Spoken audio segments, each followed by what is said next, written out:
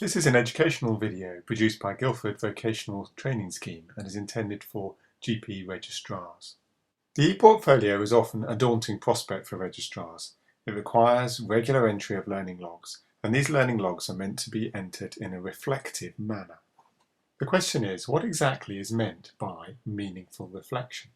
It can be a concept that can be quite hard to grasp hold of, to fully understand exactly what the college are looking for and exactly how to get the best out of your writing. Reflection implies looking in a mirror and in some way analysing ourselves. One of the problems with this is not all of us like looking at ourselves, and we don't always like what we see. Even if you are happy with looking at yourself in this way, it may be that you feel you've never really been taught how to do it properly. In this video, I'm going to go over some simple do's and don'ts, which I hope will make the whole experience of reflective writing more enjoyable and in particular more worthwhile. Probably the most important thing is to find something really worth reflecting on in the first place. Without doubt, some of the most rewarding entries will be case histories. With a case history comes a person, and with a person comes a story. We've been involved in that story as their doctor, and that is what brings the case alive. And with that comes rich learning. The case you choose does not have to be something that would interest the journals. While medical rarities might be very interesting, it's often in the apparently mundane encounters with patients where we learn the most. Try to think of a case that has surprised you, or where something has caught your interest. Perhaps things didn't go quite according to plan. I remember being surprised by a man with lung cancer once. I don't remember much of the actual medical details, but I do remember that he did not want to have chemotherapy. I couldn't say I blamed him. It wasn't something I fancied either. But what really surprised me was the reason why he didn't want to have it. The thing he was really worried about was losing his hair. I'd made the assumption that a woman might worry about losing her hair, but it wouldn't matter so much for a man. In this case, I was very wrong, and it was something I needed to learn. The first thing to do, therefore, is to pick something that's interested you. Even if it's only some small aspect that's interesting, focus on that, and don't worry about detailing the rest. The first don't is simple. Don't present the case like a doctor. That sounds unfair. We are, after all doctors. But it's time to change the way we think about how we present a case. The problem we have as doctors is that we've all been very well trained in presenting cases in two specific ways. The first is the 9 o'clock ward round, and the second is how we write up a case in the notes. These are both highly efficient, objective ways of reliably transferring information about the patient's clinical condition. The problem with these two forms of communication is that they are so highly objective.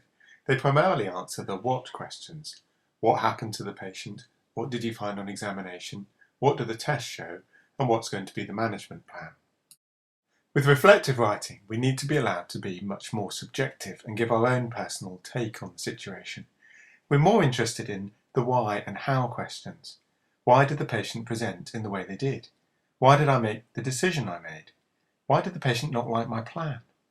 How do I feel about what happened? How does the patient feel? How would I do things differently next time? These are the sorts of questions that are going to be valuable in reflective writing. One useful model for reflective writing is to use the learning log a bit like you would use a personal diary.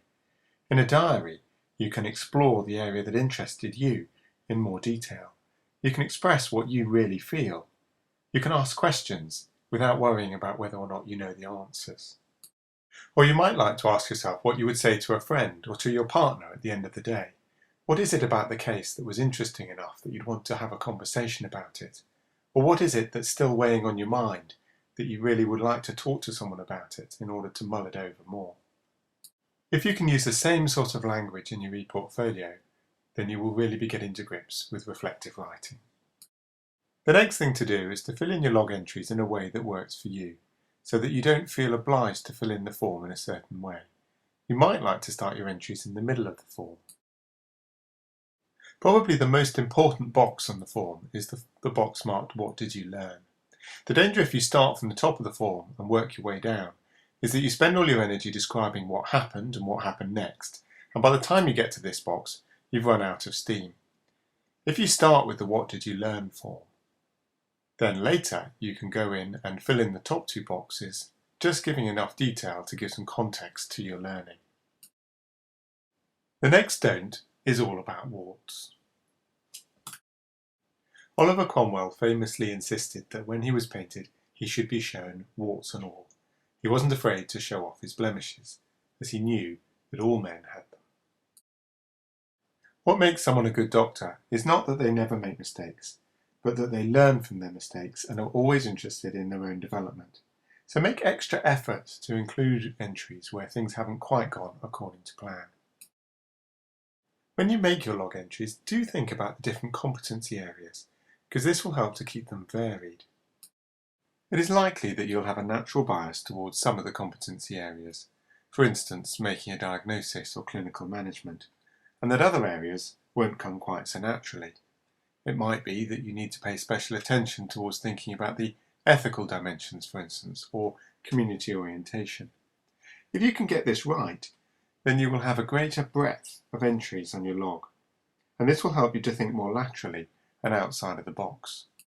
A secondary reason for looking at the competency areas is that this will also help your trainer. Your trainer is able to validate log entries against the competencies if you've demonstrated meaningful reflection covering that competency.